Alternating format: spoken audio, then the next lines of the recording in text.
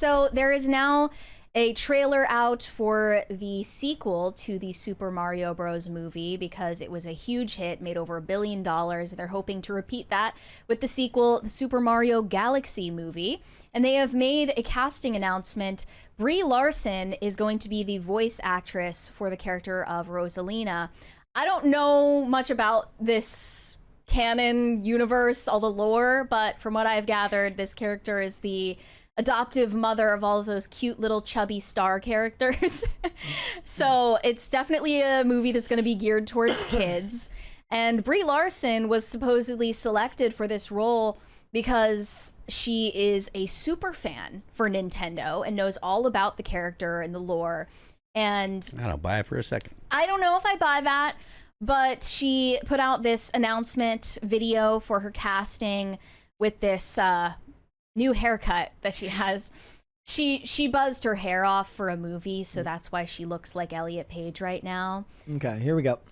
Hello, everyone. So I just want to hold this day in our hearts. Today is May 21st. I'm going in here away from everybody so that no one hears me. But I wanted you to hear from me first that I'm hiding inside a warp pipe right now.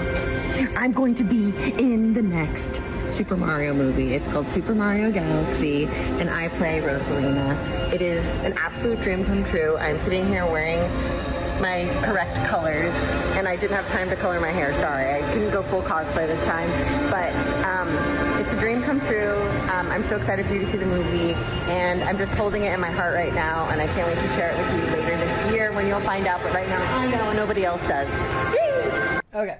So, with Brie Larson's terrible track record when it comes to promoting movies, specifically when she was working for Marvel, people are worried that she is going to be a nightmare on the press tour for this movie and alienate parts of the audience and possibly tank the movie. Grace Randolph is actually one of the people who believes this is terrible casting. She said, if anything can tank the new Super Mario Bros. Movie, it's Brie Larson. And she elaborated after getting a lot of backlash for saying this. Hate channels are a scourge on entertainment and the industry, but this idea that we therefore can't say anything negative when there's plenty of evidence to back it up is insane. I just spent all last week defending Elle Fanning in Predator and got a ton of hate for defending Barbie. Will Super Mario 2 be a huge success? Almost certainly, but Brie Larson has a history of making comments on press tours, etc. that are not helpful and turn off audiences. She was also a big part of reimagining The Marvels, a film which I gave a good review, but that sequel ruined a billion-dollar character. Captain Marvel is, Yeah, okay. Captain Marvel is not Captain coming Marvel back. is not a billion-dollar character. Captain Marvel is a character that just happened to be shoved between two billion-dollar movies. It was the most forced character of all of the Marvel characters. That movie doesn't make $1 billion unless it's put between Infinity War and Endgame. I'm sorry. Yeah, but Brie Larson has been very hush-hush when asked if she has a future working for Marvel, playing Captain Marvel. I don't think that's a sign that, she's being cheeky and coy and hinting it at the audiences. She might actually not be in, the next one is Secret Wars, right? No, it's Doomsday. Doomsday is the next one, sorry. Yeah, she might not actually make an appearance in that movie. And it definitely has something to do with the fact that she is toxic to the audience. You said that her most notorious moment was saying, like, I don't care if a straight white male didn't like A Wrinkle in Time. It's not for you. Yeah, she was at She also... She wasn't on an interview circuit there. She was at an award show. She complained in an interview that most of the press she did for Marvel was overwhelmingly white and male. I guess she's referring to the people interviewing her being white and male. Yeah. Why is that even something that you need to bring up?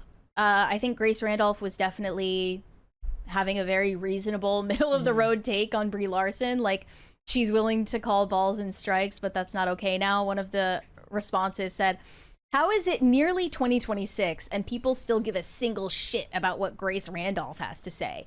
Her hatred for other women can be seen as just one of the boys and not like the other girls is really weird. James Gunn and Kathy Yan were always right. She's a piece of shit. And they put up a screenshot of James Gunn back in 2022 saying, "The earth revolves around the sun, mothers love their children, and Grace Randolph will spout bullshit." And Kathy Yan said, "Articles like the below are written off of your quote-unquote scoops," to Grace Randolph, and that was about Margot Robbie in Birds of Prey and themes of PDF philia. I don't know how else to say that. You could make the comment that perhaps her words could come back to bite her, like, say, a Rachel Zegler, but the difference is Rachel Zegler was denigrating the property that Disney was putting her in charge of, and it doesn't seem like that will be an issue with Brie Larson. And those comments she made were a very, very long time ago. Super Mario Brothers is a billion-dollar franchise. I don't see the box office. First of all, you're not going to be able to see her physical appearance anyways. It's just going to be voice acting. Like, you're not going to have a bunch of people who are going to see her on screen during a trailer and be like, oh, that makes me physically ill.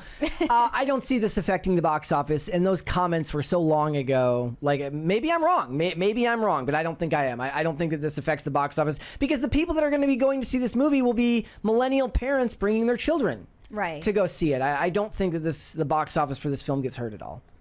It may just be my algorithm, but I actually haven't seen a whole lot of the backlash to Brie Larson's casting. I didn't see a ton of it either. Most of it was just people who were kind of laughing at the fact that Grace Randolph, who is normally not someone you'd associate with this type of topic, is calling this out and saying that it might. Will it? I don't know. I don't personally think so, but somebody can bookmark it and tell me. If this movie comes out and makes $100 million only, and everybody blames Brie Larson, I guess you can tell me I'm wrong. But I think this sequel still makes over $1 billion.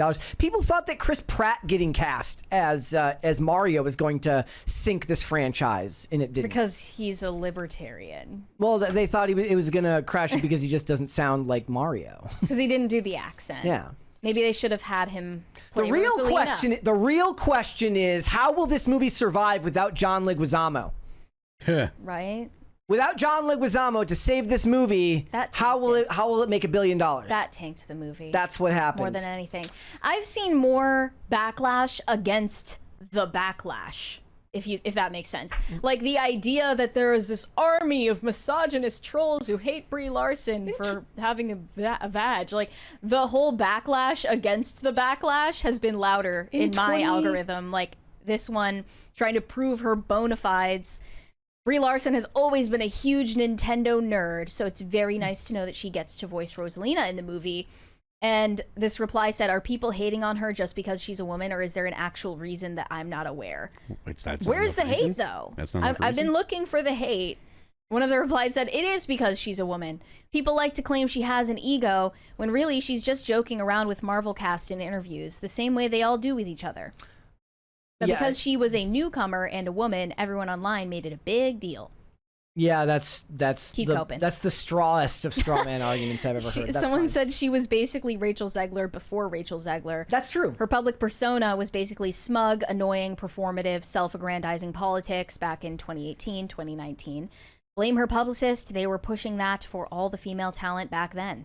Yeah, I mean, if she makes the press tour about, women's empowerment, we can reevaluate this discussion and talk about it then. Yeah. But as of right now, there's no, I don't find it compelling to say that stuff she said in 2019, which prior to COVID might as well be a lifetime ago, that it's going to affect it. Now, if we were talking about a superhero movie, or if we were talking about a Star Wars movie, which she's been threatening us with for years, about doing a Star Wars movie, then we could have that discussion. I think that there's a reasonable belief that the people who are going on their own, maybe not with their kids, but want to go see a superhero movie or a genre sci-fi movie and she's in it, then I could see it being a problem. But for a kids animated Nintendo movie, I don't see this being a problem. Neither do I.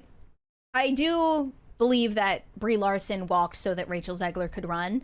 And I think that's why Rachel Zegler was so bewildered at the reaction to the things she was saying on the Snow White press tour. Like, she was like thinking, this is what all the actresses do. Like, why am I getting singled out with all this hate for trashing Snow White when literally all the other female talent have been doing this for the last decade? It's just because Rachel Zegler happened to be pinpointed at the moment when people started changing their opinions about this stuff and how talent ought to behave on press tours. And people are also presenting this interview with Brie Larson to prove her nerd bona fides. She allegedly broke up with a boyfriend of hers, dumped him, because he said that she was taking Nintendo too seriously. I threw my first boyfriend out of my house because I was trying to beat the final level in Super Mario Galaxy. He said that I was taking it too seriously, so I threw him out of my house. Okay. I don't know if I believe that, but okay. You think she's making it up? I think that there's probably more to that. Call me crazy, but I'm guessing that there's probably more to that story. We need to hear his side of the story. Yeah, like I'm gonna need to hear see the evidence. I don't know what that evidence would be. There better be a Ring door camera of him leaving, muttering under his breath about how pissed he is. Before watching, was it the Marvels? The last Marvel movie that we reviewed was the Marvels, right? Gosh, was it? I think so. Yeah. Before watching that, I've reviewed Marvel stuff since then, but probably the last one we did together was probably that. I watched that in an Alamo Draft House, and during the preview section, they were playing a bunch of Brie Larson's old music videos, and I was like, wait, she tried to be like Ashley Simpson light? Yep. She had a failed music career, and that was like totally news to me. If only she went down a different path in life. I'm gonna go ahead and I'm giving amnesty to Brie Larson until new comments come about. Like she gets the pass. Like, everybody says stupid stuff 5 years ago. If new stuff comes up, then we will re-put the ban hammer down on her. Second chances, Dassler. That's me. I'm giving her a second chance. You believe in redemption. If she can make it through this press tour without talking about her story, or women's suffrage, or The Handmaid's Tale, or protecting the 19th, or Roe v. Wade, or whatever it is that she wants to talk about. If she doesn't have to talk about any of that stuff on this press tour, she gets a pass. I will say, people reacted a little bit too strongly to the first Super Mario Bros. Movie, saying that Princess Peach was a girl boss. I watched it eventually. I didn't particularly like the movie because it's not for me, it's for kids. Yeah. But I didn't agree with that assessment at all. Like, very reasonable take. That Princess Peach was a girl boss. Like that seemed like a huge reach from the anti-woke crowd. This is why take your W's when you can. Thanks for watching. Listen to full episodes of Pop Culture Crisis on Spotify. Keep up with us on social media and make sure you subscribe and ring that bell so you never miss the show. Bye, guys.